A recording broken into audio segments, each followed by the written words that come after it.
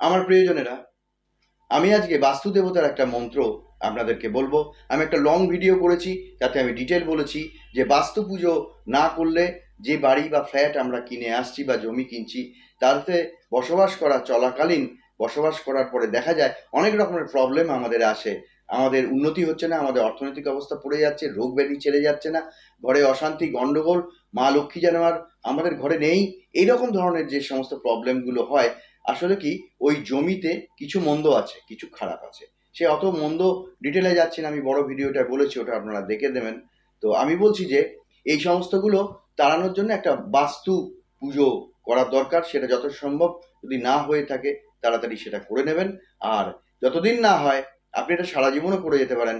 হয় 3 বার, না 11 বার, 51 বার, 108 বার এই মন্ত্র করে যেতে পারেন। ভীষণ ভালো থাকবেন, ভীষণ উন্নতি হবে।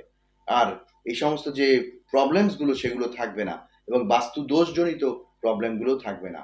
মন্ত্রটা হচ্ছে এই: ওম শ্রী শ্রী বাস্তুদেব্যই নমঃ।